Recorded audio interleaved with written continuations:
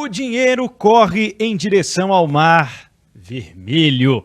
Esse é o caminho que grandes craques como Cristiano Ronaldo, N'Golo Kanté, Karim Benzema estão tomando aí no final das suas carreiras. Como a Arábia Saudita tem feito para atrair esses grandes nomes para o seu campeonato na tentativa, de fazer crescer o futebol no país? É o que a gente discute hoje no Rotas da Bola. Tudo sobre futebol internacional. Rotas da Bola.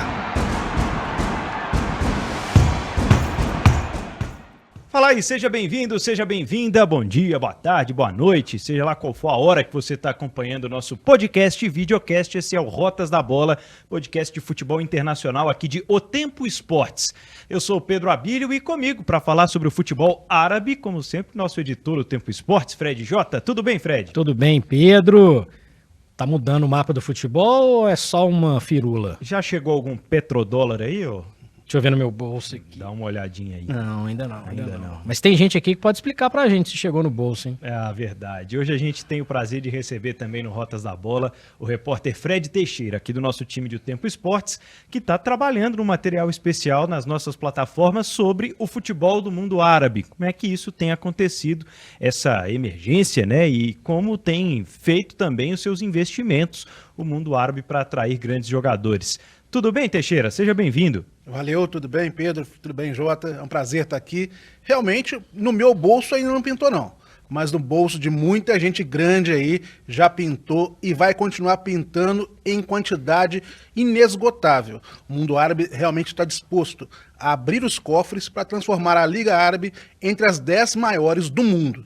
E não duvidem que lá dinheiro não falta. Acho que a gente pode começar, Freds, falando sobre o contexto geral e historicamente, A Arábia Saudita está investindo no futebol e não é de hoje que isso acontece, Tem muito jogador brasileiro que já ficou rico no Oriente Médio, principalmente na Arábia Saudita nesse período, Exatamente. Já é uma história até um pouco antiga, uma relação do futebol brasileiro com a Arábia Saudita.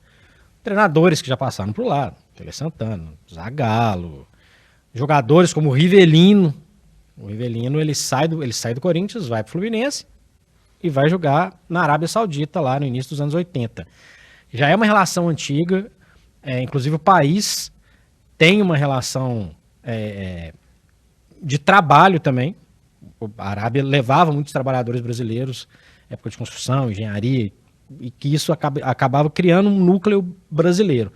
Uma outra época, um outro momento, esse mercado baixa poeira por um tempo, é um fato isolado alguns jogadores irem para a Arábia Saudita, e de repente tem um início de um outro boom. Começa a ter nomes que, por mais que estejam em fim de carreira, são nomes que carregam um peso colossal.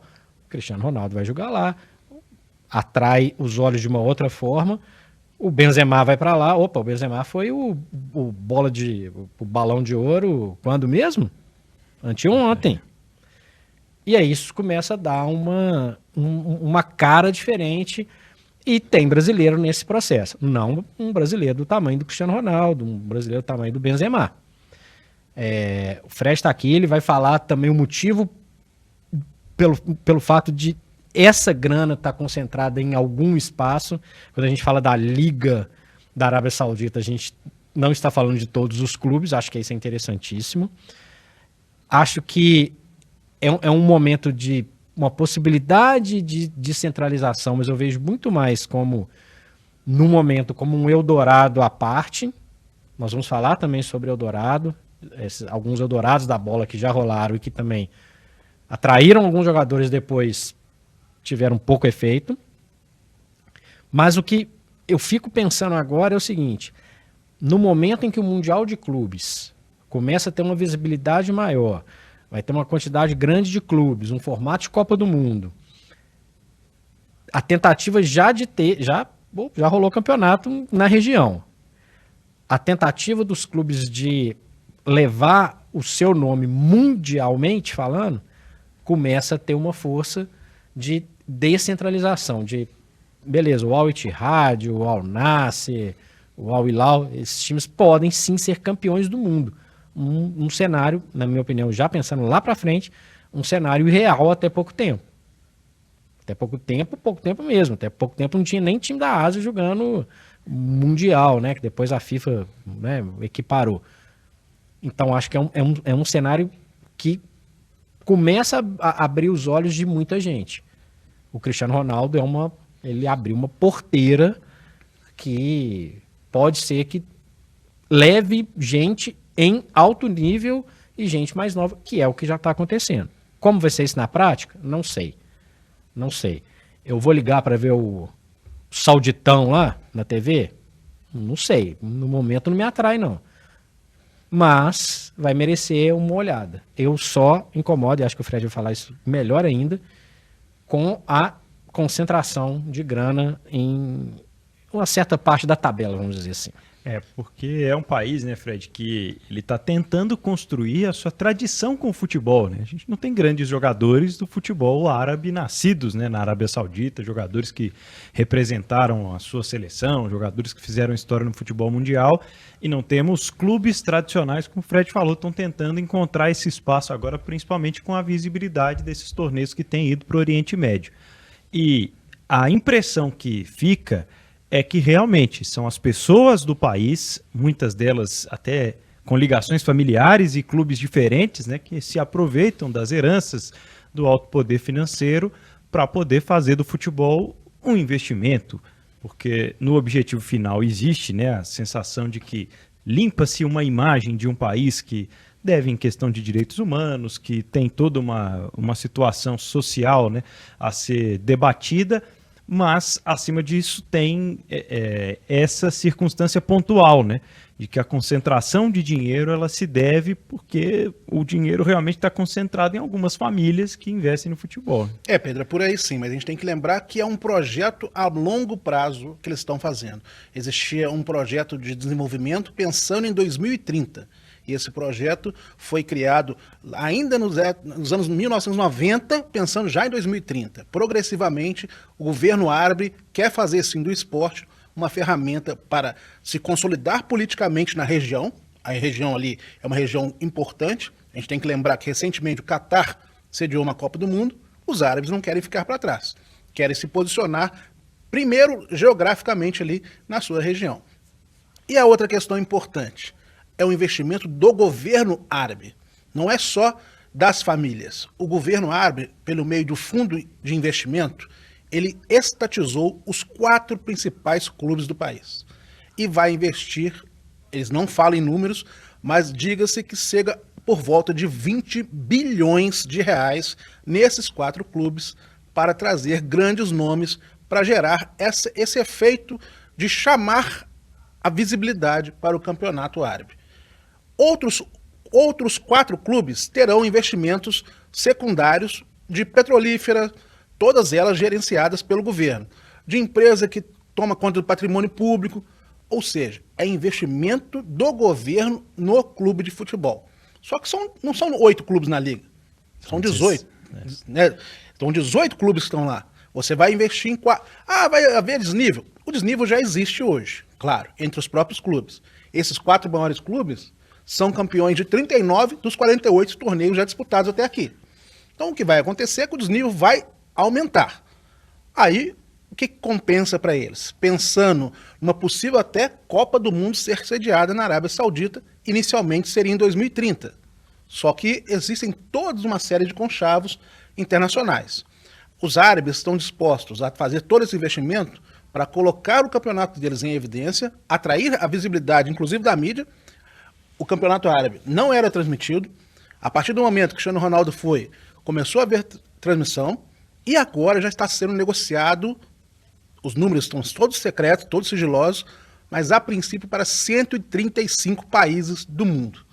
Como é que uma mudança rapidamente pode ter um efeito gigantesco, um efeito em cadeia que vai acontecer em relação ao campeonato árabe. Então pode se acostumar que é bem provável que nessas plataformas você tenha, assim, no ano que vem, com mais frequência, não só jogos do Al Nassr, mas jogos do campeonato árabe como um todo, com essas feras, esses craques chegando para o campeonato local. E essa corrida, ô Jota, sobre o futebol a nível internacional, ela passa também por clubes do futebol europeu, né? Com a compra do PSG pelo grupo Qatari, já há essa movimentação do Newcastle, né, na Inglaterra, para o futebol, para o mundo árabe, e a gente tem hoje essa sensação de que isso não vai parar por aí, né? De que a intenção, além de investir no próprio país, é de chegar aos outros lugares do planeta futebol também. Né?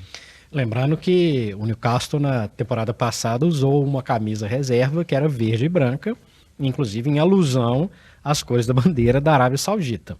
E quem comprou o Newcastle? O fundo de investimento do governo saudita, que é o mesmo que agora está investindo os bilhões nos 4 principais clubes do país. Não é por acaso. Al Nassr, Al Ittihad, Al Hilal e Al Ahly. Al Ahly, exato. Que foi, inclusive, a gente tem que lembrar, recentemente tivemos um clube árabe na final do Mundial de Clubes. Desbancando, inclusive, quem? O Flamengo. Né? Então a gente tem que entender que é um processo que vem sendo criado, gerenciado por eles aos poucos, mas que está dando resultado. Então, um finalista de Mundial no mundo árabe, pensasse isso 20 anos atrás... Não, lembrando que teve o Emirados Árabes Unidos também, já fez gracinha para cima do River Plate. Exatamente. Não é assim, do Arábia Saudita é uma novidade, mas já tiveram outros tipos de movimento. É porque vai ter ainda um Mundial, vamos dizer, em condições normais. O campeão asiático não é nenhum time da Arábia Saudita, é um japonês, mas a Arábia Saudita vai sediar. Automaticamente tem um representante local. Então, já é um sonho aí para alguma coisa nesse sentido. Eu me incomodo com campeonatos com desnível, claro, absurdo. Uma coisa é uma equipe tradicional que recebe uma atenção maior, tem uma torcida maior ao longo do... É assim no Brasil, por exemplo, que acaba que gera mais. Agora, quando é um negócio deliberado, me incomoda, para falar a verdade. E a questão é o seguinte, essa entrada no continente europeu nem sempre é vista com bons olhos. Na hora que inclusive, passou por por inúmeras reuniões na Premier League para autorizar esse fundo a ser o dono das ações do Newcastle. Assim como há mais tempo foi o caso do Manchester City, que não tem nada a ver com a Arábia Saudita, mas está lá pertinho também. O Paris Saint-Germain não é visto com bons olhos também com esse investimento maciço por diversos motivos. Começa a se aproximar cada vez mais do futebol europeu, inclusive em patrocínios. O estádio do Arsenal é o Emirates.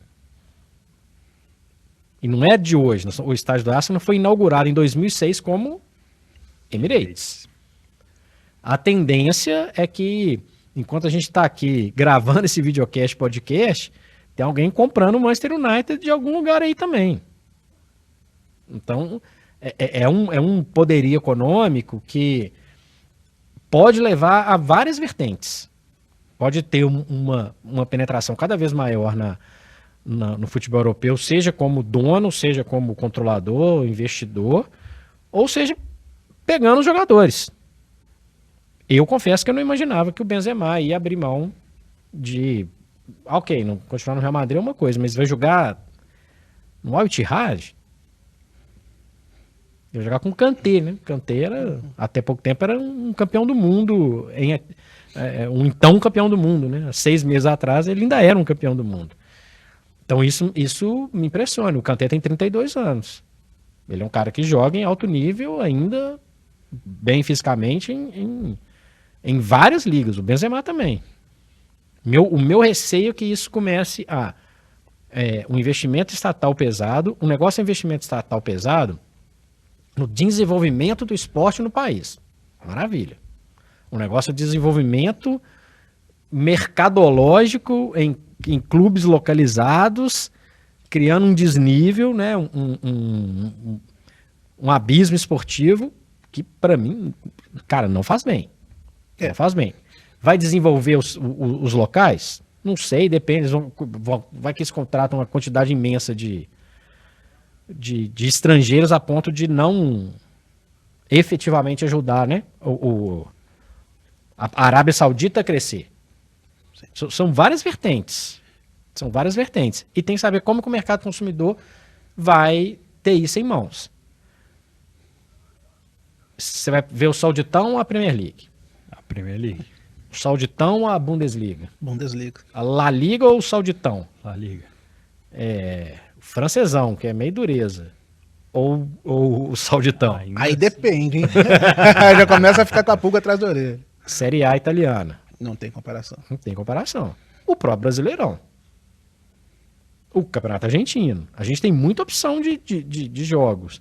A gente pode ver até o Campeonato Escocês, que tem uma tradição, tem clubes gigantes, tem interessante, o português. Aí você pode discutir aqui, MLS ou o Sauditão? Ou você vai desligar a televisão, tá vendo? Não quero ver essa turma, não. Porque tem isso. Às vezes o cara vai para um país periférico do mundo da bola e nem sempre isso vai ser o suficiente, por exemplo, para eu ver o Messi lá nos Estados Unidos. Eu até agora vi flashes do Cristiano Ronaldo na Arábia Saudita, um cara que eu sempre curti, mas assim, não é um preconceito. É um nível de futebol que ainda não chegou com o cardápio que a gente tem à disposição. E a grande questão é essa, Jota. Você vai investir 20 bilhões de reais em jogadores. Você vai gastar esses 20 bilhões em 10 jogadores. Por que não você gastar esses 20 bilhões em 50 jogadores, distribuindo para todas as equipes, fazendo com que o campeonato local desenvolva? Realmente, esse é o ponto. É uma crítica que é feita a esse projeto que os árabes estão colocando em vigor. Tem dinheiro sobrando? Ok. Mas não é muito mais interessante, você está pensando em transformar a sua liga entre as 10 maiores do mundo, você estruturá-la primeiro, fazer com que as equipes sejam realmente competitivas, ou só pegar 10 caras top do mundo e colocar em 4 times, esses 4 times vão brigar entre eles e o resto que se mate lá. A gente pode ver isso claramente. O último campeonato árabe, a disputa é tão ridícula, o desnível é tão ridículo, que o campeão tinha 73 pontos e os times lá de baixo da tabela tinham 31, 35, 34. Né? Então, assim, o desnível é tão elevado. Será que não era muito melhor investir esse dinheiro na estruturação melhor do seu próprio campeonato, na questão das categorias de base? A gente viu a Arábia Saudita fazendo um bom papel na Copa do Mundo do Catar, ganhou inclusive da Argentina, que viria a ser campeã depois. Ok, mas em termos de campeonato local, já que há recurso disponível, é uma estratégia que é muito criticada por várias pessoas, esse tipo de movimento que os árabes estão fazendo. E você vai contratar só jogador em final de carreira? É outra questão também que tem que ser colocada. Porque para esses caras, já construíram sua história no futebol, ok. Uma proposta do mundo árabe, pela bagatela que eles estão pagando, nós vamos falar mais a respeito disso, vamos lá. Mas para quem ainda tem um projeto de carreira, está pensando em atingir objetivos, você ir para o Campeonato Saudita, vai garantir que você vai cumprir seus objetivos na seleção, em mundial de clubes. É complicado pensar dessa forma também. A gente vai falar sobre o efeito disso na imagem dos jogadores, né? O Fred também ouviu especialistas a respeito disso. E agora, eu vou falar como fã de futebol, tá?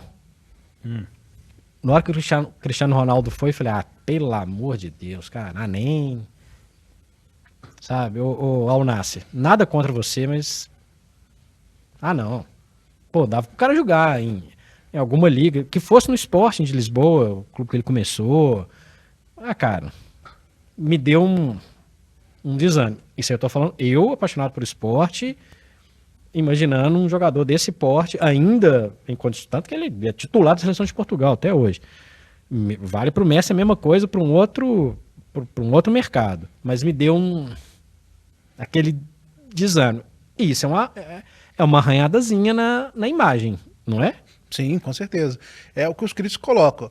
E além do que, muitos desses jogadores têm papel, a gente sabe da importância do Cristiano Ronaldo, do Messi, um lado social. São engajados em campanhas da ONU, são engajados em campanhas que defendem os direitos humanos, e aí você vai para um clube de um país onde isso é um grande problema. Nós temos que lembrar que até outro dia, mulheres na Arábia não podiam nem dirigir, nem estar nos estádios. Essa foi uma reforma que foi implementada recentemente no país, exatamente pensando nesse projeto 2030. Como é que você faz uma Copa do Mundo se mulher não pode ir no estádio? É incompatível. Né? Então, são pequenos direitos que as mulheres foram conquistando nesses últimos anos, mas não existia nada disso. Então, você pega um jogador desse que vai e aceita uma proposta no mercado desse, automaticamente tem um efeito negativo na sua imagem. Mas uma coisa é o Cristiano Ronaldo fazer isso agora, na reta final da carreira dele. O que ele já tinha que conquistar, ele já conquistou, ok, mas que mancha a imagem, não há dúvida. Só que para ele vai se importar com isso agora? Ao que parece, ao que ele está mostrando, não. Mas um jogador de 25 anos, 24 anos, está começando agora, deslumbrando na sua seleção, do seu país, conquistando títulos, ele vai ter essa mesma questão? Ele não vai pensar, pelo menos, peraí, se eu for para a Arábia Saudita, qual será o efeito disso na minha imagem enquanto jogador, enquanto atleta, enquanto influenciador, enquanto exemplo para uma geração de fãs do meu país? Tudo isso tem um peso. Pelo contrário, né? Ele se associa àquela imagem para fazer propaganda, para lucrar de outras formas também, que não só com o futebol, desde que ele vai para a Arábia Saudita.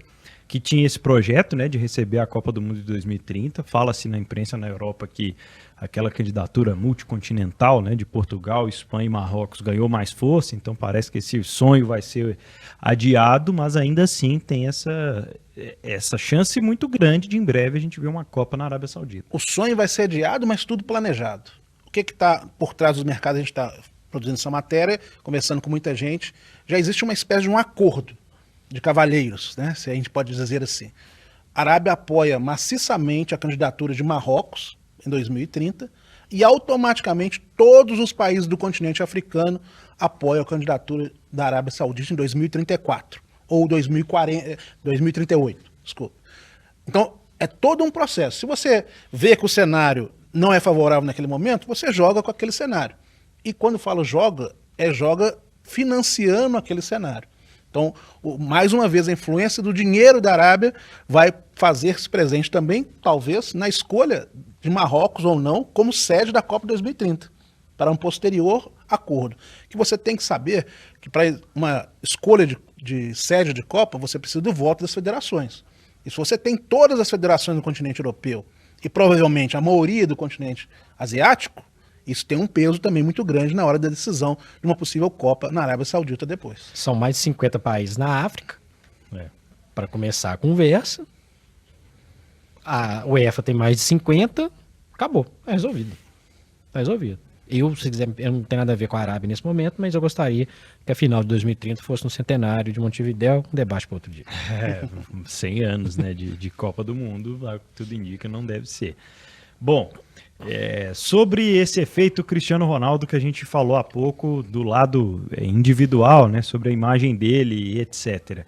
A tendência, Fred, você já falou aqui, é que esse investimento ele seja para poucos, né, para poucos times, para poucos jogadores, não é um desenvolvimento que vai acontecer, tem acontecido, mas com um investimento muito menor do que trazer esses grandes craques. Tem um levantamento que mostra que o Cristiano Ronaldo ele recebe 80% da folha do Al Nassr. Mais de 400 milhões anuais, né, que recebe o Cristiano Ronaldo para jogar na Arábia Saudita. Vai chegar um momento, e a gente até tocou nesse ponto no comentário do Fred há pouco, que a Arábia Saudita vai começar a ameaçar grandes clubes para essas situações com jogadores mais jovens, não? Certamente, certamente. Assim, o Cristiano Ronaldo realmente estava precisando dessa grana, ele decidiu ir para lá. Beleza. Agora sim, vamos imaginar que o Al Nassr vai no mercado europeu e faz uma proposta desse porte para ficar no Real Madrid, pelo Rodrigo ou pelo Vini Júnior. Os caras vão aceitar, não vão? Vamos lembrar, fazer um recorte. Cristiano Ronaldo recebia na Europa o último salário por volta de 200 milhões, vamos arredondar. Foi para receber 1 milhão por ano de dólares. Dólares. 5 vezes mais do que ele estava recebendo no mercado europeu. Você pega isso para uma proposta de um Rodrigo, um garoto, um jovem, que está começando a despontar na carreira, claro, já tem vários anos no Real Madrid, ok, mas tem, sei lá, mais 10 anos de carreira pela frente. Você fala com ele, você vai ganhar 5 vezes o que você ganha hoje, mas você vai para o Campeonato Árabe. E aí? E recentemente o pessoal que acompanha o Rotas vai ver também um episódio sobre a MLS, né, que falamos muito sobre a ida do Messi ao Inter Miami. Houve um período, Fred, em que a MLS atraiu ao mesmo tempo muitos craques que estavam jogando futebol europeu. Claro que nessa circunstância de final de carreira. Mas meio que abre uma porta também, né? Depois do Cristiano Ronaldo já vem o Benzema, a gente falou do Kanté, houve uma conversa sobre o Modric, que ainda não terminou, né? Esse sonho de terem também o meio-campista croata. Fica essa ideia, né, de que parece que os jogadores, uns vão atraindo aos outros nisso também, né? Porque o cara vai gostar de jogar na liga que tem o Benzema, que tem o Cristiano Ronaldo, que tem o Kanté, que tem o Koulibaly, que tem o Mendy. É um atrás do outro. Isso pra gente ficar em jogadores com mais nome, porque tem muito jogador bom de bola que já tá rodando lá. A gente viu o Mundial de Clubes.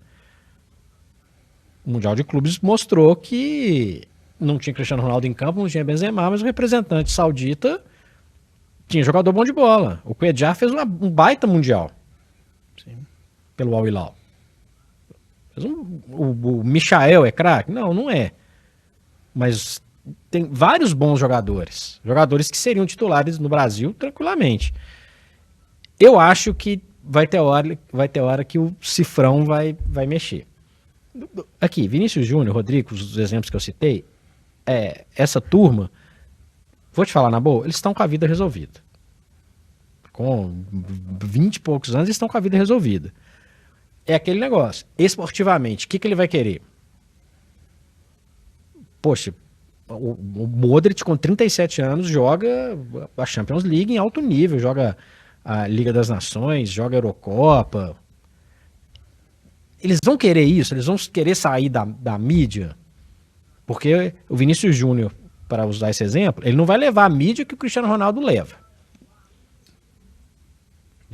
Né? Talvez só quem levasse a mesma mídia fosse o Messi.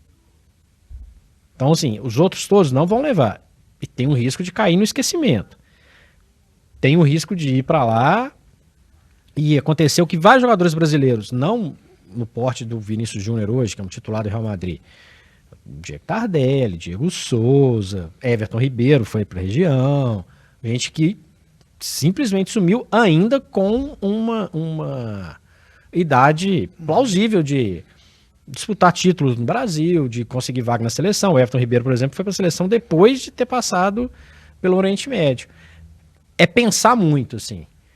E é muito fácil a gente falar aqui.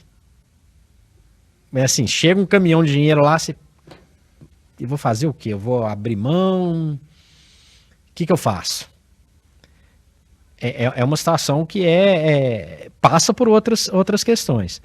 No caso desses que eu citei, eu acho que o projeto esportivo de jogar na Europa, jogar no Campeonato Espanhol, disputar a Champions League, é muito mais legal do que jogar lá. Você vai ganhar 5 vezes mais. Tá. Mas será que o cara, essa turma precisa efetivamente? Será que é isso que vai mover o cara? Então, a hora que eu fico até triste se um dia o cara fala, não, é isso que vai me mover mesmo. Tô indo só pelo dinheiro e ponto final. Então, cara, beleza, é todo o seu direito, como o Messi tem todo o direito de ir lá para Miami, o Cristiano Ronaldo tem todo o direito de fazer o que ele quiser. Eu, como fã do esporte, né, não sou eu que estou recebendo a proposta, não sou eu que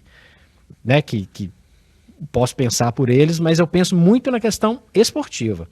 Aí vai jogar num lugar que tem 4 times que recebem muito mais do que os outros. Enfim, você já sabe que o campeão vai sair dali, sabe? Desportivamente, talvez o nível de exigência muito não seja igual ao que eu queria para até poder defender minha seleção depois. Se eu tenho um sonho de ser campeão mundial, tem que estar jogando em alto nível. Como é que tudo isso faz? E só um parênteses, Jota, você falou do Messi. O Messi também era outro, estava tudo encaminhado. O Messi já era embaixador do turismo da Arábia Saudita enquanto ele estava jogando no PSV. Inclusive tem essa polêmica, né, dele viajar para a Arábia Saudita enquanto jogador do PSG. Achei que era folga e fui lá aproveitar, fazer um comercial com eles e tal. O Messi recebeu uma proposta que seria de 2 bilhões por ano. Foi uma escolha dele. Como ele já está com a vida ganha, ele se deu ao luxo de escolher ficar mais próximo da família, estando nos Estados Unidos, mais próximo da Argentina, do que ir para a Arábia. e aí ser o fato dos Estados Unidos, tem uma série de questões, ser o Beckham, ok. Foi uma escolha pessoal, mas se fosse só pelo dinheiro, também teria Messi no Arabão e ponto final. Porque não tinha nenhuma condição de bancar a proposta que ele recebeu do mundo árabe também. É isso. Rotas da Bola hoje está falando sobre o futebol no mundo árabe. Daqui a pouco vamos falar um pouco sobre outros mercados, né, que já passaram por essa situação de grandes investimentos, atração a grandes jogadores. Mas agora a gente fala para você que gosta, né, que ama o esporte e gosta de dar um palpite também, acompanhando o futebol e os outros esportes. E gosta de dar um palpite na Champions League, já acertou muito palpite aí com o Cristiano Ronaldo. Hoje está acompanhando também o Sauditão para ver em quem palpitar lá na hora de Cristiano Ronaldo em campo no Al Nassr. Acesse a KTO.com para conseguir mais espaço, né, a sua diversão. Aí vai ter vários outros campos também, além de outros esportes, viu, Fred Jota? Pois é. Você apostou na KTO no Cristiano Ronaldo, campeão do Sauditão? Não, e perderia, né? Perderia. O importa mesmo, gente, é que com a KTO você tem muitas maneiras de aproveitar o esporte para se divertir. Não sei se você vai ganhar 400 milhões, né? Igual o Cristiano Ronaldo, mas sempre brincando de um jeito responsável, tá ok? Se você tem mais de 18 anos, entra lá na KTO.com e faça seu cadastro. KTO é onde que a diversão acontece. Vai ter diversão lá no Sauditão? Vai ter diversão e se for o primeiro palpite, a turma ainda ganha 20% de bônus usando o cupom OTEMPO. Seguinte, pessoal, a gente falou aqui de jogadores do futebol internacional, principalmente do futebol europeu, né, atraídos pelo futebol da Arábia Saudita, citamos alguns brasileiros historicamente. Mas há, né, Fred, uma legião de brasileiros que jogam hoje o campeonato da Arábia Saudita, né, inclusive com 2 companheiros brasileiros lá no Al Nassr para o Cristiano Ronaldo. O Brasil é o país que tem o maior número de estrangeiros disputando o campeonato árabe. No último campeonato, eram 139 jogadores de 47 nacionalidades diferentes. Imagina isso, claro, tirando os árabes, né? Os árabes eram 313 árabes e 139 estrangeiros. E desses 139 estrangeiros, o Brasil era o que concentrava o maior número. Eram 29 brasileiros na Liga Árabe no ano passado. Então, assim, era uma presença já grande dos brasileiros, como o Jota lembrou no início, desde a década de 80, com jogadores que foram para lá, treinadores que foram para lá. Esse mercado andou um pouco mais baixo, mas mesmo assim ainda continuava tendo brasileiros disputando. E recentemente, nesse projeto todo, nesse pacote todo, a presença de brasileiros foi sendo colocada com mais ênfase, mais vigor. E uma coisa que chama atenção também é jogadores de posição que até outro tempo não eram tão visados assim. Goleiros, por exemplo. Existem goleiros brasileiros também defendendo o mundo árabe. O Marcelo Groi, né? Que Marcelo Groi, até outro dia. Maílson, que era de esporte, também está lá. Outros goleiros que eram brasileiros que tinham mercado aqui, eram titulares de suas equipes aqui no Brasil. Novos, né? Assim, novos. O caso do Groi, por exemplo, é um jogador com possibilidade de seleção. Sim, o Maílson novíssimo. O Groi entra no pacote que eu falei antes. Exatamente. Beleza, recebeu um caminhão de dinheiro lá, ele abriu mão e desapareceu em termos de seleção brasileira, visibilidade e tal. Então, outros jogadores, você fala de um Talisca, também era outro, que ainda tinha idade, tinha perfil para estar numa liga mais competitiva. E fez metade do caminho, né? Porque ele sai do Bahia para jogar no Benfica, vai bem em Portugal e imaginava-se que ele fosse continuar para cima em termos de prateleira no futebol da Europa. E não, foi para a Turquia, né? Ele vai para a Turquia e depois... Ele foi só se aproximando, né? Geograficamente ele foi se aproximando. Mas você tem jogadores que têm um mercado. O próprio Michael, que você falou, disputou o Mundial, é muito falado para retornar agora ao Brasil, ok. Mas são jogadores que a gente vê que existem várias faixas. Você vê entre as 29 que disputaram o último campeonato árabe, tinha jogadores que são desconhecidos. Jogadores que saíram aqui do interior de São Paulo, nem fizeram nenhum time grande no futebol brasileiro e já foram buscar a sorte no mundo árabe. Mas esses outros não. São jogadores que teriam sim mercado, seja no futebol brasileiro ou em outras ligas, mesmo que fossem ligas teoricamente um pouco mais secundárias, e foram atraídos pelos investimentos, pelos salários principalmente que pagam. Mas é como a gente está citando, você deixa de estar na vitrine, pelo menos por enquanto. Você deixa de ter a possibilidade de, desportivamente, você vir disputar uma seleção brasileira, você vir a conseguir um projeto desportivo mais vitorioso do que você tem no mundo árabe hoje. Para alguns é até bom, né?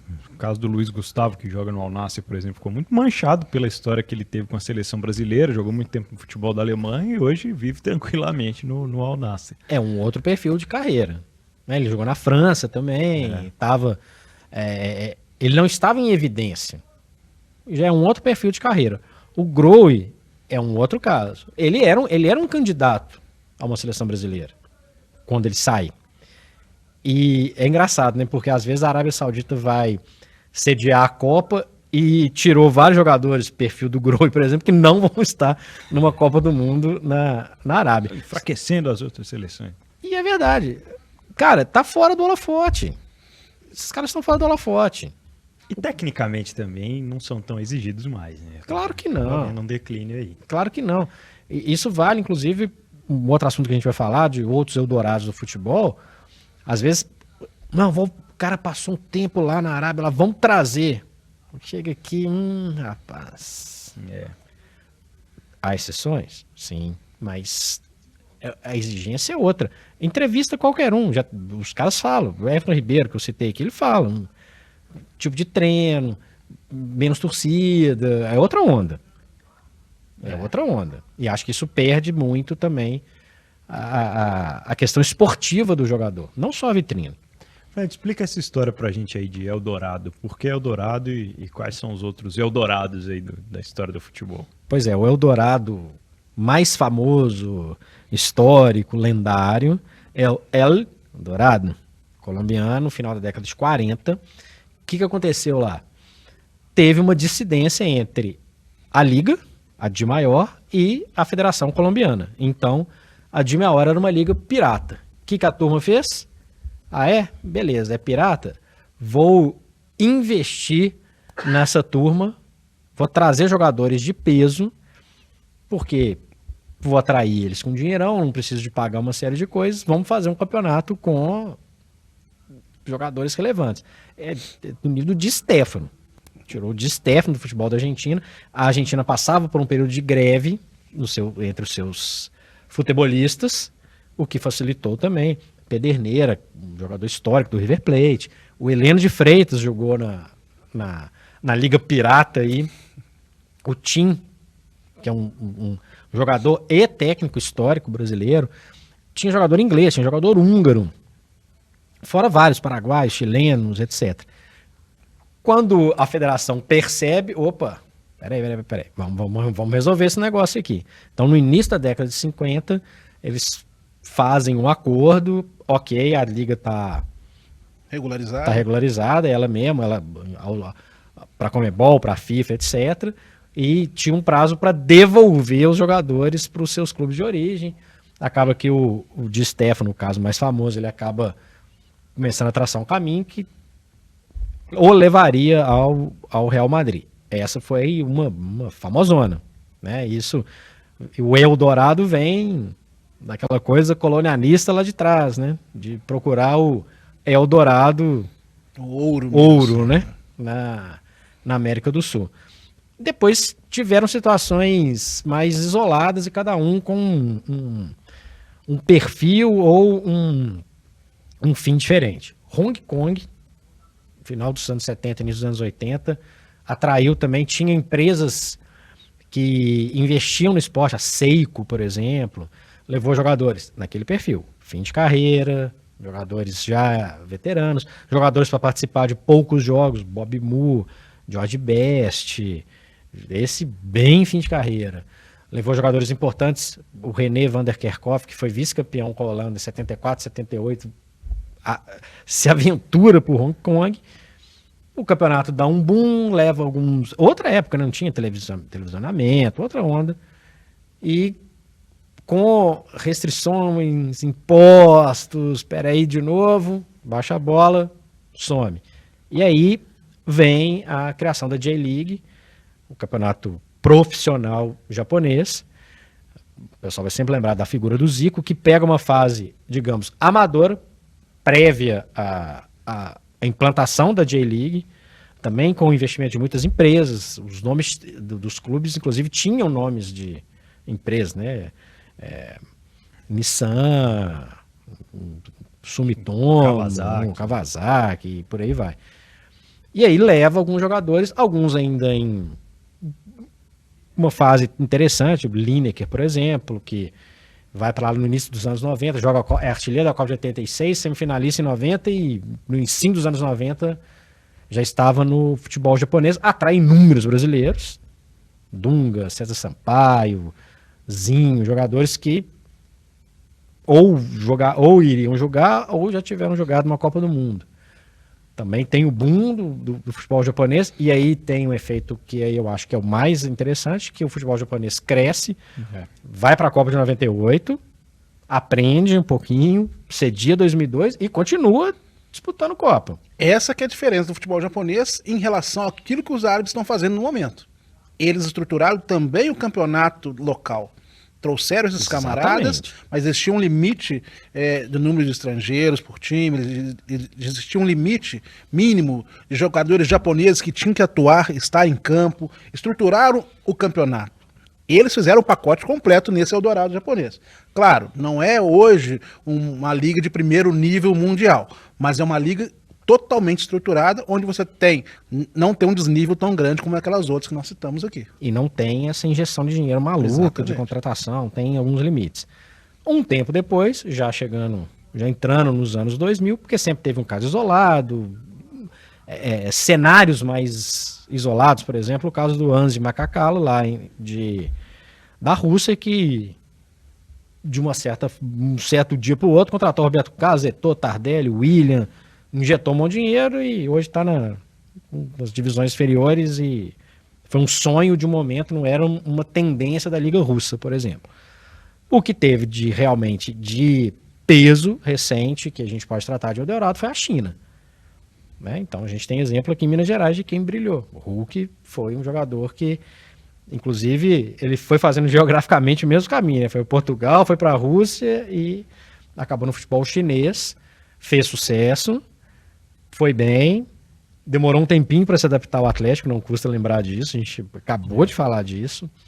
E vários outros jogadores foram lá. Alguns foram e voltaram muito mal. Ramírez, por exemplo, mais um caso que a gente cita pela ligação dele com o Cruzeiro. Mas na China acontece uma coisa que a gente ficou com receio de acontecer na Arábia Saudita e com o caso brasileiro. O Oscar troca a Premier League com 25 anos de idade, e a seleção brasileira também, para jogar no futebol chinês. E multimilionário, um salário gigantesco. Isso aí a gente está falando de 2016, 2017, 2018. É o pico desse investimento chinês, que levou também o Tardelli, levou o Cuca como treinador, levou o Filipão, levou muita gente para lá. Depois começa a dar uma equilibrada, vem o período da pandemia, tem um certo limite de investimentos que pode ser feito e a poeira baixa. Só que ao contrário da J-League, que é um caso perfeito de entendimento esportivo, a Liga Chinesa, né, leva também vários jogadores em fim de carreira, pouco interessado, Tevez, Drogba, enfim, não funciona, os jogadores começam a sair e a China vai para a próxima Copa do Mundo, ou acho que todo mundo vai jogar as próximas Copas, com a quantidade de países, mas a China, ela não entra no cenário. Não teve como mero figurante, geralmente, nas Copas do Mundo, inclusive. Então, esses são alguns exemplos de investimentos que aconteceram com diversos efeitos. É isso, pessoal. A gente está fechando aqui mais um episódio do Rotas da Bola, hoje falando sobre os Eldorados aí do futebol e principalmente sobre o futebol da Arábia Saudita. Fred Teixeira, o pessoal vai encontrar, né, no Portal Tempo, no Jornal Super Notícia, no Tempo também, nos próximos dias, essas informações todas, né? É isso, teremos uma matéria especial sendo produzida, estará em todas as nossas versões, nossos aplicativos também, com palavras de especialistas analisando esse fenômeno, e vamos ver durante quanto tempo esse fenômeno irá se manter. Se será algo sustentável realmente, ou mais uma alegria de 1 ou 2 verões, só o tempo vai dizer. É isso. Um abraço, sempre bem-vindo, viu, Teixeira? Tamo junto, pode contar comigo. Fred J. Eu sou o Pedro Abílio. Fred J. comigo. Este foi o Rotas da Bola, videocast, podcast, que pode ser acompanhado, como o Pedro falou, no Portal Tempo. Vai ter uma matéria especial para a gente acompanhar também um pouco mais disso que a gente falou. Você pode escutar o podcast no seu agregador preferido. Você pode entrar lá em otempo.com.br/esportes e ver o videocast.